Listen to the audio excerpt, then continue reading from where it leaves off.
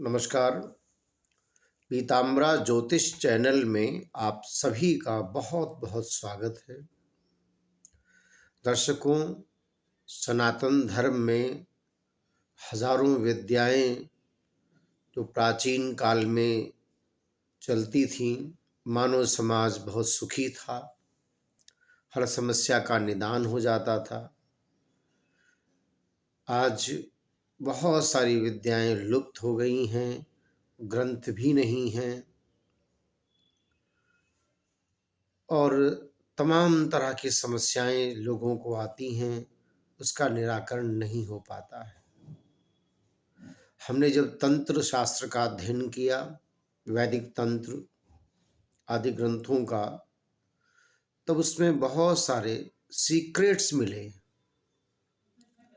यदि आप सावधानी पूर्वक आध्यात्मिक शक्ति को और अपने जीवन में लौकिक चीजों की प्राप्ति चाहते हैं तो बहुत सावधानी से गुरुमुख होकर तंत्र साधना की विधि, विद्या, मंत्र आदि को यदि आप नियमित रूप से, संयमित रूप से यदि आप करें तो आपके जीवन में बहुत सारी मुश्किलें समाप्त होंगी और आप दूसरों का भी बहुत अधिक समस्याओं से निराकरण कर सकेंगे। सीक्रेट ऑफ तंत्र साधना के क्रम में आज हम बताने जा रहे हैं कि तंत्र साधना का रहस्य क्या है। सनातन धर्म में बहुत सारी विद्याएं लुप्त हो गई हैं, ये आपको मैंने बताया। तो ये जो साधना है ये 5 प्रकार की होती है: तंत्र साधना, मंत्र साधना, यंत्र साधना और योग साधना।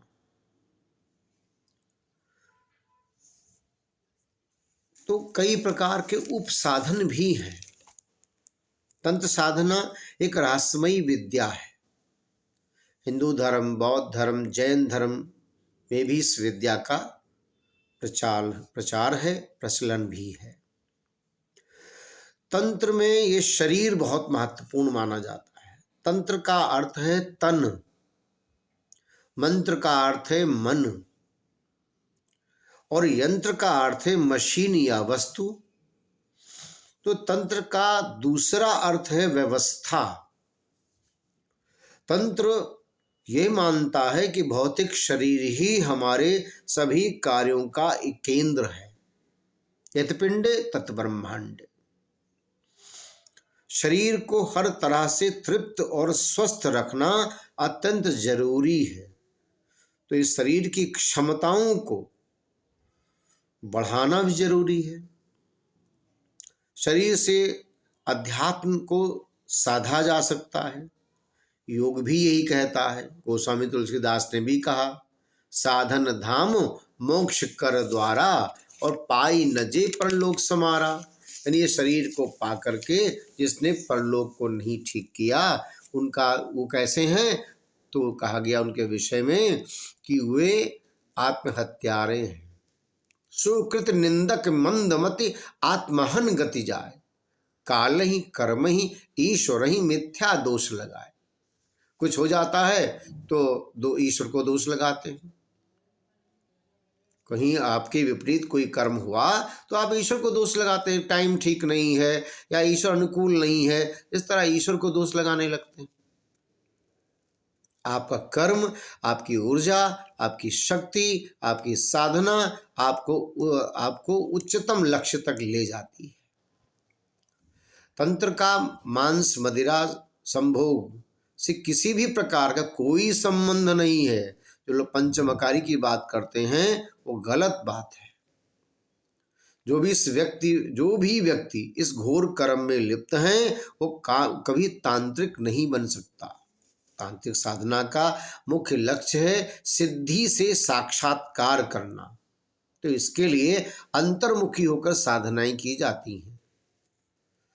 तंत्र को मूलतः शैव आगम शास्त्रों से जोड़कर देखा जाता है, लेकिन मूलतः ये अथर्ववेद में पाया जाता है।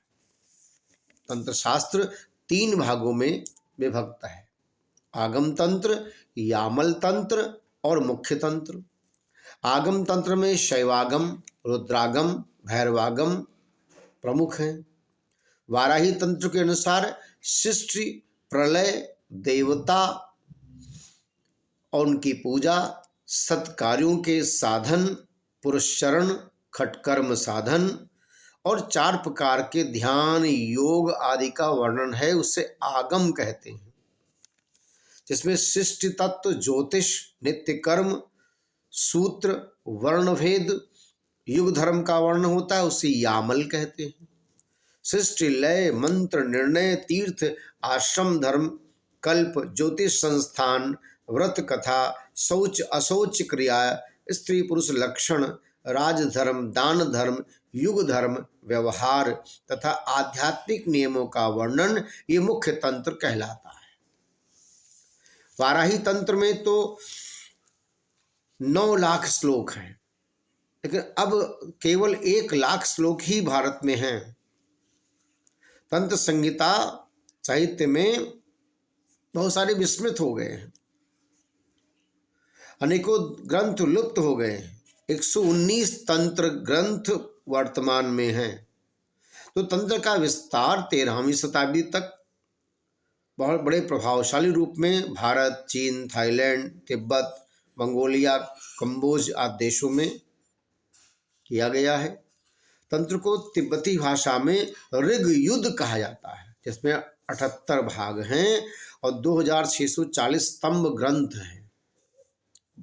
तंत्र जो है बड़ी रहस्यमयी विद्या है। तंत्र में बहुत गूढ़ विद्या है। तंत्र विद्या के माध्यम से साधक आत्मशक्ति का विकास करके कई तरह की शक्तियों का संपन्न हो जाता है। कई तरह की शक्तियों से वो संपन्न हो जाता है। यही तंत्र का उद्देश्य है। इसी तंत्र से सम्मोहन, त्राटक, त्रिकाल दर्शन, इंद्रजाल, परा, अपरा विद्या, प्राण विद्या का जन्म हुआ है। तंत्र से वशीकरण, मोहन, विद्वेषण, उच्चाटन, स्तंभन क्रियाएं भी की जाती हैं। इसी तरह मुख्य रूप से मनुष्य से पशु बन जाना, गायब हो जाना, एक साथ 5-5 रूपों में प्रकट हो जाना, समुद्र को लांघ जाना, विशाल पर्वतों को उठाना, करोड़ों मील दूर बैठे व्यक्ति को देख लेना, उनसे वार्तालाप करना, जैसे अनेक कार्य सभी तंत्र की बदौलत ही संभव हैं। तांत्रिक जो गुरु हैं, तंत्र के प्रथम उपदेशक भगवान शंकर हैं। उनके बाद भगवान दत्तात्रेय हुए। उसके बाद में सिद्ध, योगी, शाक्त, नाथ परंपरा का प्रचलन रहा। तंत्र साधना के प्रणेता भगवान शंकर, दत्तात्रेय के अलावा नारद जी, परशुराम, पिप्पलाद, वशिष्ठ, सनक, शुक, सनंदन, सनत कुमार, भैरव, भैरवी, काली आदि कई ऋषि मुनि इस साधना के उपासक रहे। रुद्रयामल में बहुसंख्यक ऋषियों का नाम है। शिव, उष्णा, बृहस्पति, दधी, सनत कुमार, नमुलीश। जयद्रथ यामल ग्रंथ में दुर्वासा, सनक, विष्णु, कश्यप, संवर्त, विश्वामित्र, गालो, गौतम, याज्ञवल्क्य, सतातप, आपस्तंभ, कात्यायन, भृगु आदि ऋषियों के नाम हैं। 5 तंत्र के हथियार हैं। कौन से? तंत्र के माध्यम से ही प्राचीन काल में घातक किस्म के हथियार बने, जैसे पाशुपतास्त्र अस्त्र, नागपाश, ब्रह्मास्त्र आदि। यानी पदार्थ की रचना, परिवर्तन और विनाश का बड़ा भारी काम बिना किन्हीं यंत्रों की सहायता से तंत्र द्वारा हो सकता है। विज्ञान के इस तंत्र भाग को सावित्री विज्ञान, तंत्र साधना, वाम मार्ग आदि नाम से पुकारते हैं। तो 5 प्रकार के मुख्य साधना तंत्र शास्त्र में बताई गई है। उसमें मुद्रा साधन का बड़ा श्रेष्ठ महत्व है। मुद्राएं आसन, प्राणायाम, ध्यान आदि योग की सभी क्रियाओं का समावेश होता है। तो इस खंड में आपने सामान्य परिचय तंत्र का जाना।